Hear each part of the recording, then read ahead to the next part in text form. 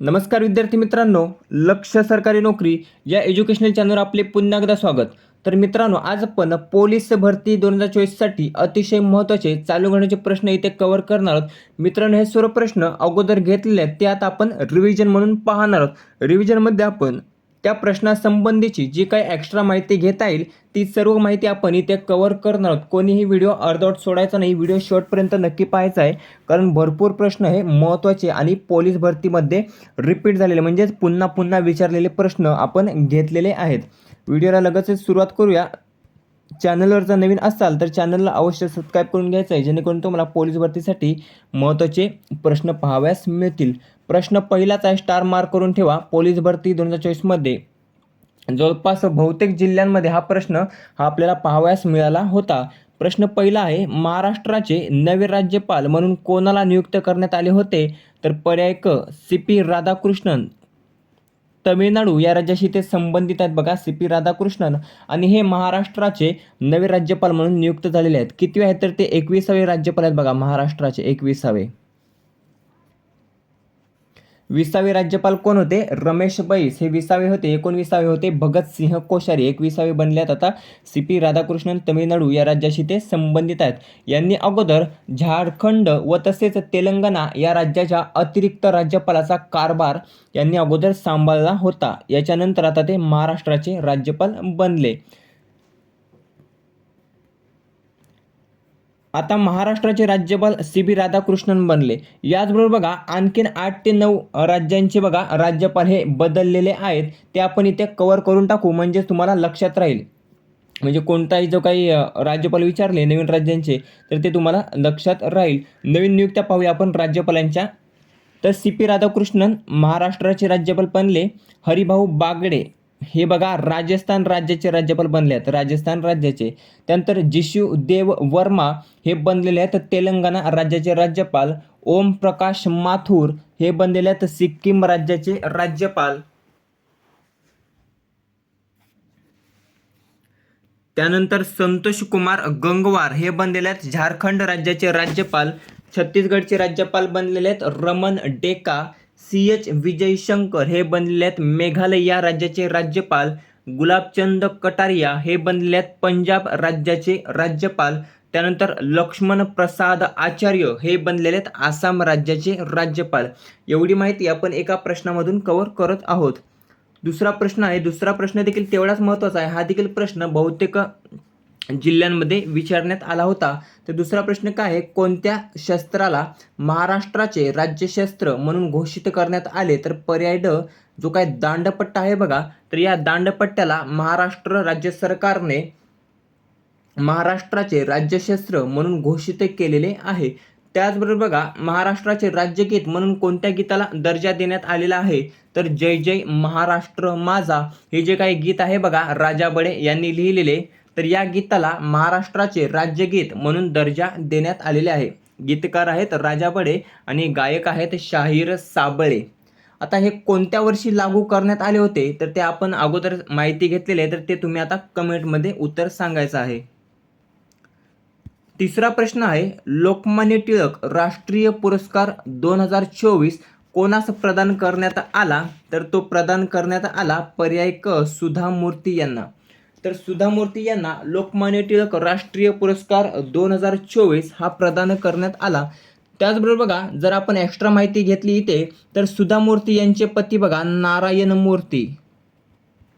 नारायण मूर्ती हे सुधा मूर्ती यांचे पती आहेत. आता हे नारायण मूर्ती कोण आहेत? तर ते आहेत इन्फोसिसचे संस्थापक आहेत बघा, इन्फोसिसचे संस्थापक.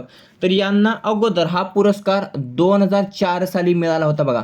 लोकमान्य टिळक राष्ट्रीय पुरस्कार हा सुधा मूर्ती यांचे पती नारायण मूर्ती जे इन्फोसिसचे संस्थापक आहेत, यांना 2004 साली हा पुरस्कार मिळाला होता. तर इथे एक प्रश्न बनतो बघा, तर लोकमान्य टिळक राष्ट्रीय पुरस्कार प्राप्त करणारे एकाच कुटुंबातील पहिले दाम्पत्य ठरलेलं आहे बघा हे. म्हणजे दोघांना हा पुरस्कार मिळालेला आहे, सुधा मूर्ती आणि नारायण मूर्ती, आणि हा पुरस्कार मिळणारे पहिले दाम्पत्य ठरलेले आहे. एकाच कुटुंबातील दोघांना हा पुरस्कार मिळणारे पहिले दाम्पत्य ठरले आहे, सुधा मूर्ती आणि नारायण मूर्ती हे दाम्पत्य.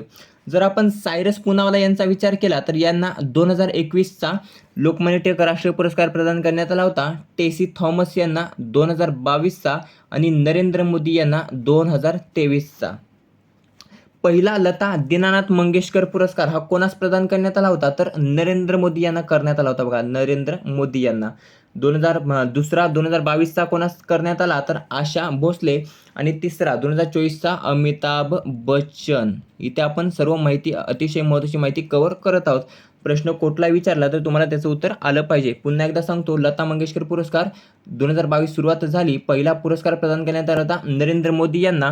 त्यानंतर आशा भोसले 2023चा आणि 2024चा अमिताभ बच्चन. लोकमान्य टिळक राष्ट्रीय पुरस्कार हा सुधा मूर्ती 2024, 21चा सायरस पूनावाला, 22चा टेसी थॉमस आणि नरेंद्र मोदी यांना 23.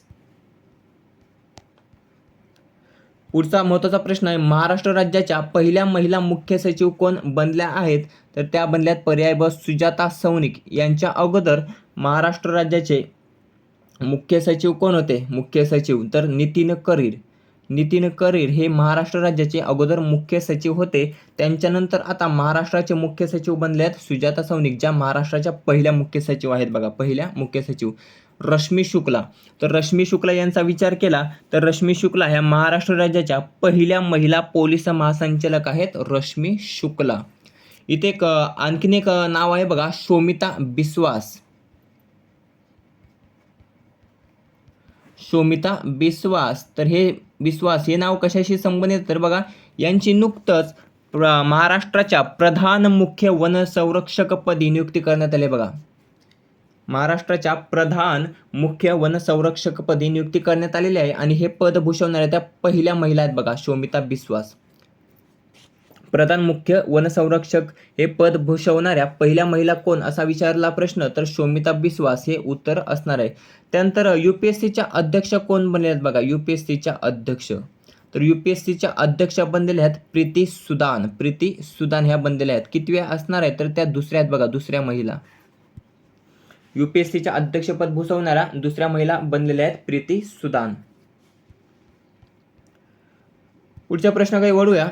2024 मध्ये सर्वोत्कृष्ट कृषी राज्य पुरस्कार कोणत्या राज्यास प्रदान करण्यात आले, तर पर्याय क महाराष्ट्र. आपल्या महाराष्ट्राला बघा 2024 मध्ये सर्वोत्कृष्ट कृषी राज्य पुरस्कार हा प्रदान करण्यात आला. आता महाराष्ट्राचे कृषी मंत्री जर विचार केला तर कृषी मंत्री आहेत धनंजय मुंडे. धनंजय मुंडे हे महाराष्ट्र राज्याचे कृषी मंत्री आहेत. जर केंद्रीय कृषी मंत्री पाहिले तर केंद्रीय कृषी मंत्री आहेत शिवराज सिंह चौहान. अगोदर मध्य प्रदेश या राज्याचे मुख्यमंत्री होते, ते आता केंद्रीय कृषी मंत्री आहेत. बघा, शिवराज सिंह चौहान. पुढचा प्रश्न आहे, कोणता दिवस देशात संविधान हत्या दिवस म्हणून साजरा केला जाणार आहे, तर पर्याय क 25 जून. तर 25 जून हा जो काही दिवस आहे बघा, तर तो देशामध्ये संविधान हत्या दिवस म्हणून साजरा केला जाणार आहे. आता तो का केला जाणार आहे त्याचं तर एक कारण आहे. तर ते कारण काय आहे बघा, तर 25 जून 1975 साली, 25 जून 1975 साली बघा, तत्कालीन प्रधानमंत्री म्हणजेच 1975 साली त्यावेळी पंतप्रधान कोण होते, तर इंदिरा गांधी. इंदिरा गांधी हे त्यावेळेचे पंतप्रधान होते आणि या तत्कालीन पंतप्रधानांनी बघा देशात आणीबाणी जाहीर केली होती. 25 जून 1975 साली तत्कालीन पंतप्रधान इंदिरा गांधी यांनी देशात आणीबाणी जाहीर केली होती आणि त्याची आठवण व याच्याच स्मरणार्थ देशात आता संविधान हत्या दिवस हा 25 जून रोजी साजरा केला जाणार आहे. त्याची आठवण म्हणून बघा किंवा स्मरणार्थ हा दिवस संविधान हत्या दिवस म्हणून साजरा केला जाणार आहे. म्हणजे संविधान त्यावेळी पायदळी तुडवण्यात आले होते. पुढचा महत्त्वाचा प्रश्न आहे, जगातील सर्वात उंच रेल्वे पूल कोणत्या नदीवर बांधण्यात आलेला आहे, पर्याय क चिनाब नदी, ज्याला चिनाब ब्रिज असे आपण म्हणतो. बघा, नाव काय, चिनाब ब्रिज, जो जगातील सर्वात उंच रेल्वे पूल आहे. कोणत्या केंद्रशासित प्रदेशामध्ये आहे, तर जम्मू आणि काश्मीर. जम्मू आणि काश्मीर या केंद्रशासित प्रदेशामध्ये आहे बघा चिनाब ब्रिज, जो चिनाब नदीवर बांधण्यात आला आहे, जो जगातील सर्वात उंच रेल्वे पूल आहे. त्याच वेळी बघा पंतप्रधान नरेंद्र मोदी यांनी जम्मू आणि काश्मीर या केंद्रशासित प्रदेशामध्ये पहिल्या इलेक्ट्रिक ट्रेनचे उद्घाटन देखील केले होते.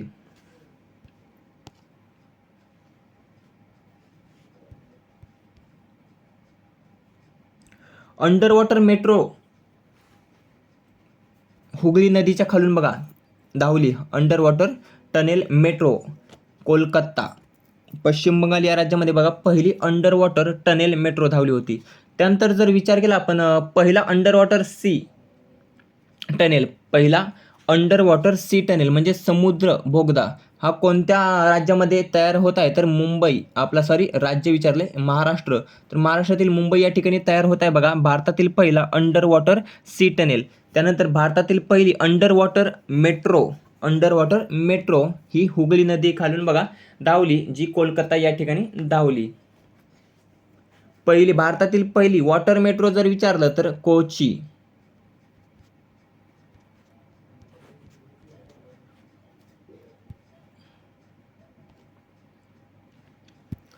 पुढचा आहे 2024 या वर्षीचा आंतरराष्ट्रीय योग दिवस कोणत्या ठिकाणी साजरा केला गेला, तर तो साजरा केला गेला पर्याय अ श्रीनगर या ठिकाणी. 2024 या वर्षीचा आंतरराष्ट्रीय योग दिन हा श्रीनगर या ठिकाणी साजरा केला गेला. पुढचा प्रश्न आहे एक्स रेड फ्लॅग 2024 हा बहुराष्ट्रीय हवाई युद्ध सराव कोणत्या देशात पार पडला, तर तो पार पडला पर्याय क अमेरिका या देशामध्ये. X red flag. पुढचा हा देखील IMP प्रश्न आहे, विचारला जाऊ शकतो. वंदे भारत मेट्रोला कोणत्या नावाने ओळखले जाणार आहे, तर बघा आता पर्याय ड नुकतंच भारतात पहिली वंदे भारत मेट्रो धावली आणि तिचे नामकरण देखील करण्यात आले. आता ती वंदे भारत मेट्रो न म्हणता तिला आता नमो भारत रॅपिड रेल्वे या नावाने ओळखले जाणार आहे बघा. नमो भारत रॅपिड रेल्वे असे तिला ओळखले जाणार आहे. भारतातील पहिली नमो भारत रॅपिड रेल्वे जिचे जुने नाव होते वंदे भारत मेट्रो, तर ती पहिली नमो भारत रॅपिड रेल्वे अहमदाबाद ते भुज, गुजरात राज्यातील अहमदाबाद ते भुज या दरम्यान धावली बघा 334 किलोमीटर. पंतप्रधान नरेंद्र मोदी यांनी हिरवा झेंडा दाखवला या नमो भारत रॅपिड रेल्वेला. पुढचा आहे पहिली वंदे भारत एक्सप्रेस कोठून कोठे धावली होती बघा. पहिली वंदे भारत एक्सप्रेस तर ती धावली होती नवी दिल्ली ते वाराणसी या दरम्यान. भारतातील पहिली वंदे भारत एक्सप्रेस. महाराष्ट्रातील पहिली वंदे भारत एक्सप्रेस कोठून कोठे धावली, तर मुंबई ते गांधीनगर.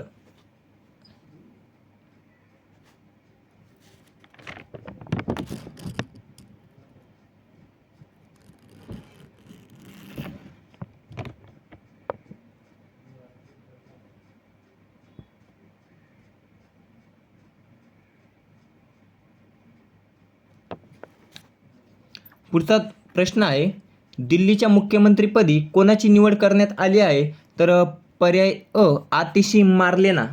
आतिशी मार्लेना या बघा 21 सप्टेंबरला आपल्या दिल्लीच्या मुख्यमंत्रीपदाची शपथ घेणार आहेत बघा. निवड कोणाची करण्यात आली, तर आतिशी मार्लेना. ह्या तिसऱ्या महिला असणार आहेत बघा दिल्लीच्या मुख्यमंत्रीपदी विराजमान होणाऱ्या तिसऱ्या महिला असणार आहेत. पहिल्या महिला कोण होत्या, तर सुषमा स्वराज या दिल्लीच्या पहिल्या मुख्यमंत्री होत्या. आता तिसऱ्या कोण बनल्या, तर आतिशी मार्लेना. यांच्या अगोदर अरविंद केजरीवाल हे मुख्यमंत्री होते, परंतु यांनी राजीनामा दिला. त्याचे कारण ते दारू घोटाळ्यामध्ये जवळपास 178 की 75 दिवस जेलमध्ये होते. त्यानंतर भरपूर निदर्शने करण्यात आली, त्यांचा राजीनामा मागण्यात आला होता आणि त्यासाठी अरविंद केजरीवाल यांनी दिल्ली या मुख्यमंत्रीपदाचा राजीनामा दिला व त्यांच्या जागी आता आतिशी मार्लेना ह्या दिल्लीच्या मुख्यमंत्रीपदाचा कारभार सांभाळणार आहेत. ते 21 सप्टेंबरला आपली शपथविधी घेणार आहेत बघा, शपथ घेणार आहेत. पुढचा प्रश्न आहे मराठवाडा मुक्ती संग्राम दिन कोणत्या दिवशी साजरा करण्यात आला, तर तो करण्यात आला 17 सप्टेंबर रोजी. मराठवाडा मुक्ती संग्राम दिन हा 17 सप्टेंबर रोजी साजरा करण्यात आला. पुढचा प्रश्न आहे, कोणत्या केंद्रशासित प्रदेशाच्या राजधानीचे नाव बदलून श्री विजयपुरम करण्यात आले? तर पर्याय क अंदमान व निकोबार हे जे काही केंद्रशासित प्रदेश आहे, तर या केंद्रशासित प्रदेशाच्या राजधानीचे नाव बदलून श्री विजयपुरम असे करण्यात आले. अगोदरचे नाव काय होते? तर पोर्ट ब्लेअर. पोर्ट ब्लेअर हे अगोदरचे नाव होते आणि या पोर्ट ब्लेअरचे नाव बदलून आता श्री विजयपुरम असे करण्यात आले. पुढचा प्रश्न आहे, देशातील पहिली वंदे मेट्रो सेवा कोणत्या शहरादरम्यान धावली? मगाशीच आपण पाहिलं, तर पर्याय अहमदाबाद ते भुज या दरम्यान धावली बघा देशातील पहिली वंदे मेट्रो सेवा, जिचे नाव आता काय करण्यात आले आहे? तर नमो भारत रॅपिड रेल्वे.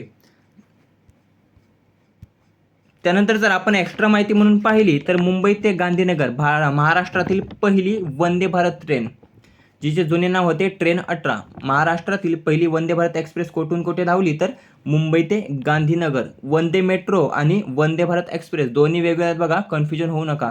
त्यानंतर भारतातील पहिली वंदे भारत एक्सप्रेस कोठून कोठे धावली? तर नवी दिल्ली ते वाराणसी. भारतातील पहिली, महाराष्ट्रातील पहिली. वाराणसी ते दिब्रुगड इथे दिसते बघा, तर वाराणसी ते दिब्रुगड हे जे काय आहे, तर ती जगातील सर्वात लांब रिव्हर क्रूज या दरम्यान धावली बघा, वाराणसी ते दिब्रुगड, जिचं नाव आहे MV गंगा विलास. पुढचा प्रश्न आहे, महाराष्ट्र राज्यात कोठे आदिवासी विद्यापीठ स्थापन करण्यात येणार आहे? तर पर्याय ड नाशिक या ठिकाणी महाराष्ट्र राज्यात आदिवासी विद्यापीठ हे स्थापन करण्यात येणार आहे. पुढचा प्रश्न आहे, पॅरा ऑलिम्पिक स्पर्धेत भारताने एकूण किती पदके जिंकली आहेत? तर भारताने यामध्ये 29 पदके जिंकलेली आहेत. यामध्ये 7 सुवर्ण पदकांचा समावेश आहे, 9 रौप्य पदकांचा समावेश आहे आणि 13 कांस्य पदकांचा समावेश आहे. अशी एकूण 29 पदके ही पॅरा ऑलिम्पिक स्पर्धेत भारताने जिंकली. सर्वाधिक पदके यामध्ये चीन या देशाने जिंकली आहेत बघा, चीन या देशाने.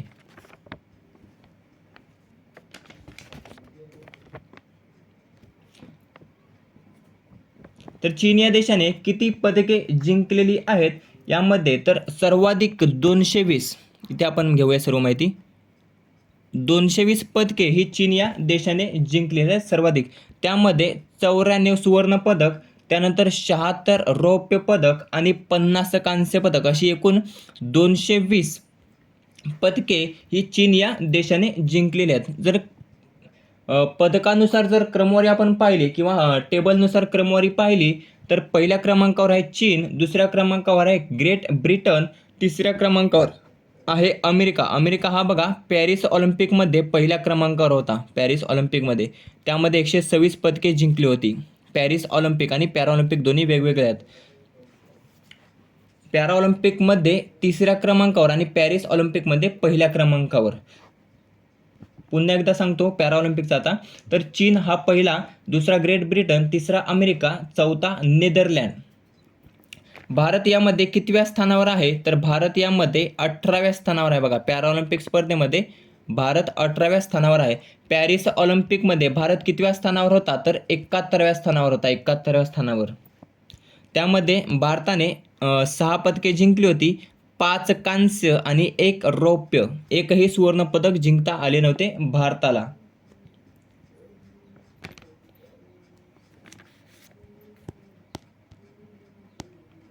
पुढचा प्रश्न आहे, महाराष्ट्रातील कोणत्या जिल्ह्याची रेशीम जिल्हा म्हणून ओळख निर्माण झाली आहे?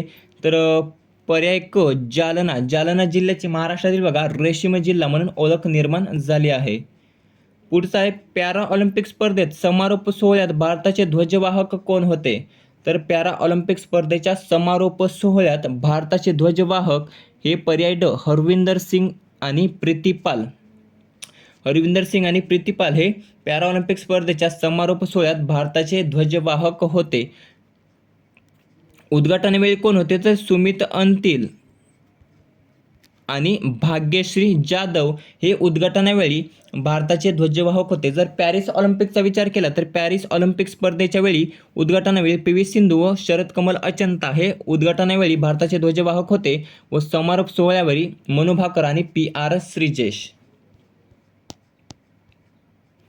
पुढचा IMP प्रश्न आहे बघा, स्टार मार्क करून ठेवा. पहिला विज्ञान रत्न पुरस्कार 2024 कोणास प्रदान करण्यात आला, तर तो पर्याय क गोविंदराजन पद्मनाभन यांना पहिला विज्ञान रत्न पुरस्कार हा प्रदान करण्यात आला.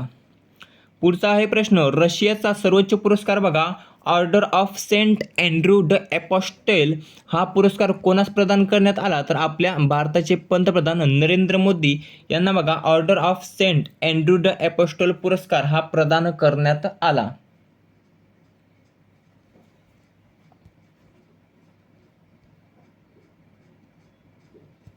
पुढचा आहे प्रश्न, आंतरराष्ट्रीय क्रिकेट परिषद म्हणजेच ICCचे अध्यक्ष कोण बनलेले आहेत, तर ते बनले आहेत पर्याय क जय शहा. जय शहा हे बघा ICCचे अध्यक्ष बनलेले आहेत. BCCIचे ते अगोदर सचिव होते, सचिव. आता ते जय शहा बनले आहेत ICCचे अध्यक्ष. आता ICCवर प्रश्न आहे, ICCची स्थापना झाली होती 1909 साली. 1909 साली. मुख्यालय आहे दुबई UAE या ठिकाणी. दुबई UAE या ठिकाणी याचे मुख्यालय आहे. अगोदर अध्यक्ष कोण होते, तर ग्रेग बार्कले हे ICCचे अध्यक्ष होते. यांच्यानंतर आता जय शहा हे अध्यक्ष बनले आहेत ICCचे. जर आपण BCCIचा विचार केला तर BCCIचे अध्यक्ष आहेत बघा रॉजर बिनी. BCCIचे मुख्यालय आहे मुंबई, महाराष्ट्र या ठिकाणी आणि स्थापना झाली होती 1928 साली. भारतीय क्रिकेटचे मुख्य प्रशिक्षक कोण आहेत, तर गौतम गंभीर हे मुख्य प्रशिक्षक आहेत. बॉलिंग कोच किंवा गोलंदाजी कोच कोण आहेत, तर गौतम गंभीर नाही, मॉर्ने मॉर्केल. पुढचा आहे, देशातील पहिले डिजिटल कोर्ट कोठे तयार करण्यात आले, तर पर्याय क केरळ या राज्यामध्ये बघा देशातील पहिले डिजिटल कोर्ट हे तयार करण्यात आले. पुढचा आहे, लाडकी बहीण दिवस कोणत्या दिवशी साजरा केला जाणार आहे, तर तो पर्याय ड 17 ऑगस्टला. 17 ऑगस्टला लाडकी बहीण दिवस हा साजरा केला जाणार आहे. पुढचा प्रश्न आहे, पॅरा ऑलिम्पिक स्पर्धा 2024 मध्ये भारताचे ध्वजवाहक कोण होते, तर मगाशीच आपण पाहिलं, तर पर्याय ब बघा भाग्यश्री जाधव व सुमित अंतिल हे पॅरा ऑलिम्पिक स्पर्धेमध्ये भारताचे ध्वजवाहक होते.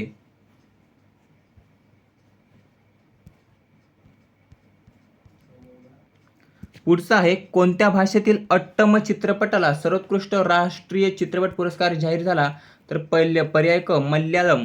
मल्याळम या भाषेतील अट्टम चित्रपटाला सर्वोत्कृष्ट राष्ट्रीय चित्रपट हा पुरस्कार जाहीर झाला आहे. पुढचा आहे, राष्ट्रपती द्रौपदी मुर्मू यांनी 2024 साठी किती शौर्य पुरस्कारांना मंजुरी दिली, तर पर्याय क 103. 103 शौर्य पुरस्कारांना मंजुरी दिली आहे.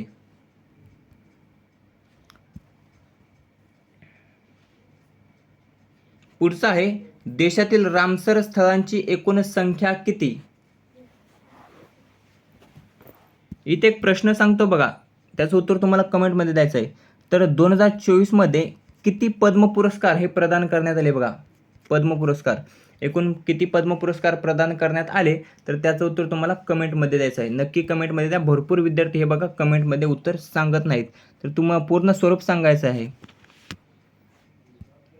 पुढचा आहे, देशातील रामसर स्थळांची संख्या किती झाली आहे, तर पर्याय ड एकूण 85 रामसर स्थळांची संख्या झालेली आहे. त्यामध्ये तमिळनाडू या राज्यामध्ये बघा सर्वाधिक रामसर स्थळे आहेत. किती, तर 18. महाराष्ट्राचा जर विचार केला तर महाराष्ट्रामध्ये 3 रामसर स्थळे आहेत. आता युनेस्को जागतिक वारसा स्थळे किती आहेत महाराष्ट्रामध्ये, तर ती 5 आहेत बघा आणि रामसर स्थळे आहेत 3.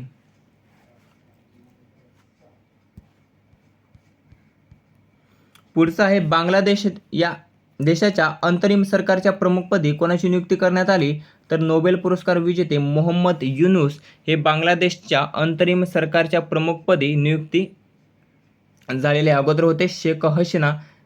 5व्यांदा त्यांची नियुक्ती म्हणजेच 5व्यांदा त्यांनी कारभार सांभाळला होता बघा पंतप्रधान पदाचा. सर्वाधिक पंतप्रधानपदी राहणाऱ्या शेख हसीना बघा पहिल्या महिला आहेत शेख हसीना. 5व्यांदा त्यांची निवड झाली होती, परंतु जे काही राजकारण झाले बघा बांगलादेशमध्ये आरक्षणावरून, तर त्यासाठी त्यांनी राजीनामा दिला आणि बांगलादेशचे मोहम्मद युनूस हे पंतप्रधान बनले. पुढचा आहे, पॅरिस ऑलिम्पिक्सच्या समारोप सोहळ्यात भारताचे ध्वजवाहक कोण असणार आहेत, पर्याय अ PR श्रीजेश आणि मनू भाकर हे ध्वजवाहक होते. पुढचा आहे वक्फ बोर्ड दुरुस्ती विधेयक 2024 कोणी लोकसभेत मांडले, तर ते मांडले आहेत पर्याय ब किरेन रिजिजू. किरेन रिजिजू यांनी वक्फ बोर्ड दुरुस्ती विधेयक 2024 हे लोकसभेत मांडलेले आहे. आणि याचा अभ्यास करण्यासाठी बघा एक समिती नेमली ज्याचे नाव आहे JPC समिती. JPC समिती नेमली हे वक्फ बोर्ड दुरुस्ती विधेयकाचा अभ्यास करण्यासाठी. आणि त्याचे अध्यक्ष कोण बनले, तर जगदंबिका पाल. जगदंबिका पाल हे बघा JPC समितीचे अध्यक्ष आहेत. JPC समितीचे अध्यक्ष महत्त्वाचा पॉईंट आहे बघा. वक्फ बोर्डवर पूर्ण तुम्हाला माहिती अगोदर सांगितली ती इथे आपण कव्हर करत नाहोत कारण भरपूर उशीर होईल, आपल्याला फास्टमध्ये घ्यायचं आहे उत्तर अजून. पुढचा आहे महाराष्ट्रातील पहिले सौर ग्राम खालीलपैकी कोणते ठरलेले आहे, तर पर्याय ड मण्याची वाडी हे महाराष्ट्रातील पहिले सौर ग्राम ठरलेले आहे. जिल्हा कुठला, तर त्याचं उत्तर तुम्ही कमेंटमध्ये द्या. पुढचा आहे सर्बियाचा टेनिसपटू नोवाक जोकोविचने पॅरिस ऑलिम्पिकमध्ये कोणते पदक जिंकले, तर पर्याय अ सुवर्ण पदक. ऑलिम्पिकमध्ये सुवर्ण पदक हे पहिल्यांदाच जिंकलेले आहे बघा नोवाक जोकोविचने. कोणत्या देशाचा खेळाडू आहे, तर सर्बिया देशाचा खेळाडू आहे. टेनिस खेळाशी तो संबंधित आहे. सुवर्ण पदक जिंकलेलं आहे पॅरिस ऑलिम्पिकमध्ये. सर्वाधिक ग्रँड स्लॅम जिंकणारा बघा नोवाक जोकोविच आहे, सर्वाधिक ग्रँड स्लॅम. पुढचा आहे पॅरिस ऑलिम्पिक समारोप सोहळ्यात भारताची ध्वजवाहक कोण, तर मनू भाकर.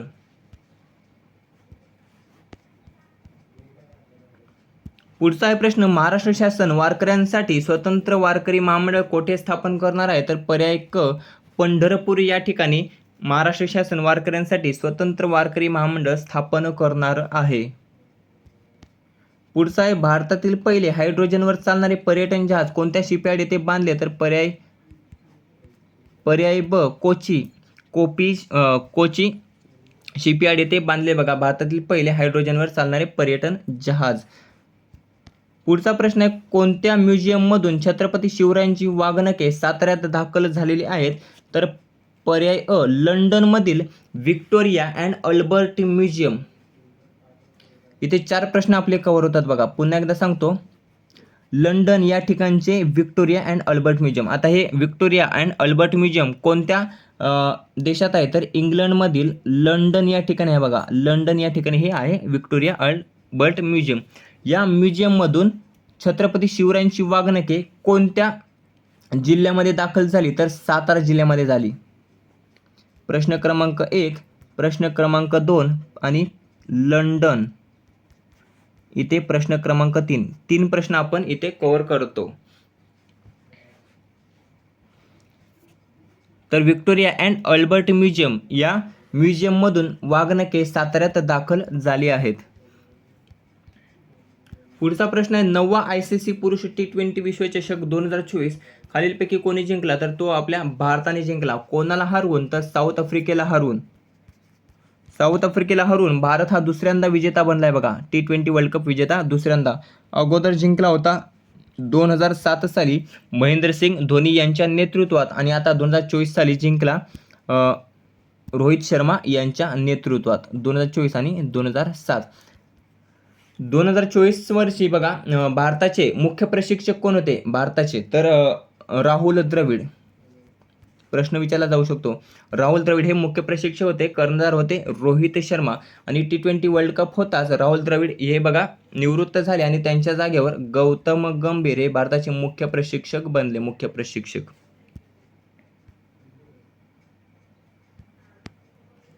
पुढचा आहे प्रश्न माझी लाडकी बहीण योजना कोणत्या राज्य सरकारने सुरू केली, तर पर्याय आपल्या महाराष्ट्राने माझी लाडकी बहीण योजना ही सुरू केलेली आहे. सुभद्रा योजना बघा नुकतंच सुभद्रा योजना ओडिशा राज्य सरकारने सुरू केलेली आहे बघा. ओडिशा राज्य सरकारने.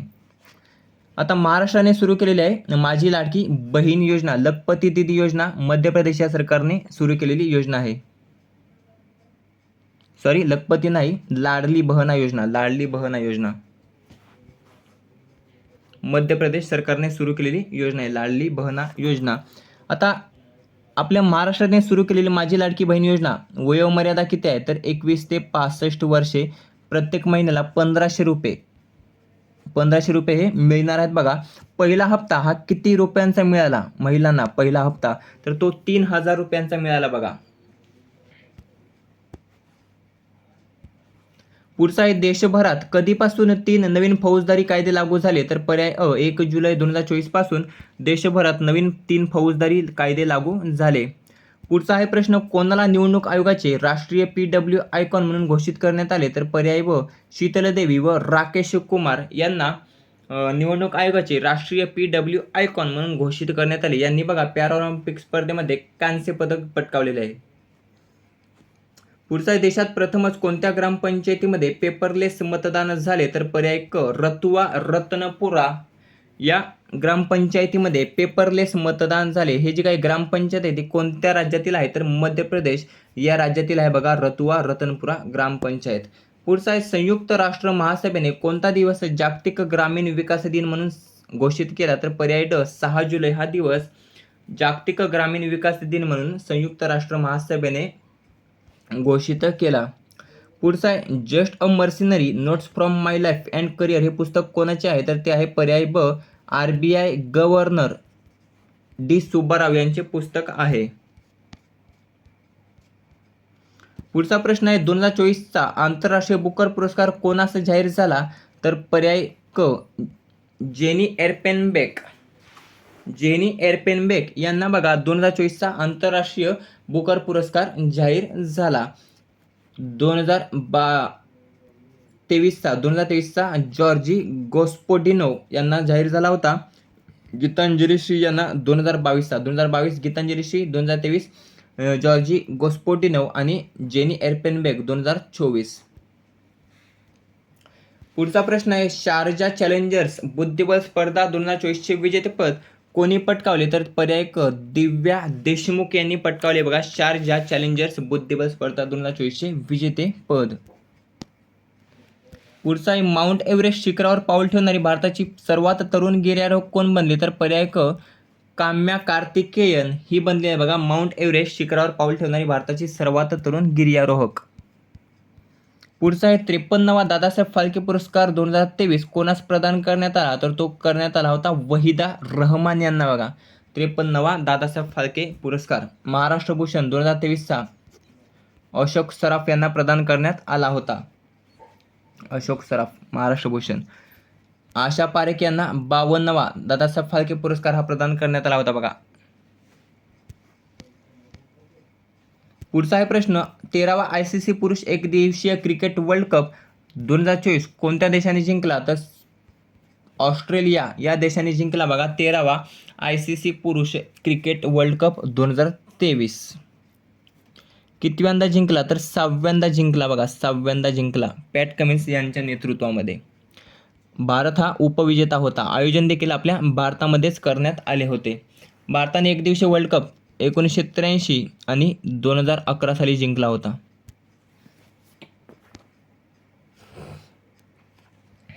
पुढचा आहे प्रश्न भारताचा 84वा ग्रँडमास्टर कोण बनला? तर पर्याय ब आर वैशाली ही बघा भारताची 84वी ग्रँडमास्टर आहे. 84वी. जर आपण पाहिलं वुप्पाला प्रणित हा भारताचा 82वा ग्रँडमास्टर आहे. आदित्य सामंत हा भारताचा 83वा ग्रँडमास्टर आहे. आणि P Shyam Nikhil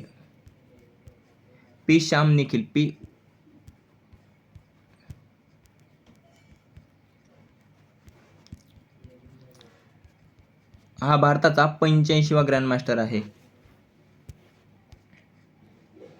84वी grandmaster R Vaishali, 83वा ग्रँडमास्टर आदित्य सामंत, 82वा ग्रँडमास्टर वुप्पाला प्रणित आणि 85वा ग्रँडमास्टर पी श्याम निखिल. मित्रांनो अशा प्रकारे महत्त्वाचे जवळपास 100पेक्षा अधिक प्रश्न इथे आपण कव्हर केलेले आहेत. माहिती घेऊन 200पेक्षा प्लस प्रश्न आपण इथे कव्हर केले आहेत. तरी व्हिडिओ आपल्याला कसा वाटला ते कमेंट करून नक्की सांगायचे आहे. व्हिडिओ आवडला असेल तर मित्रांसोबत शेअर करायला आणि चॅनलला सबस्क्राईब करायला विसरायचं नाही. भेटूया पुढच्या व्हिडिओमध्ये. धन्यवाद.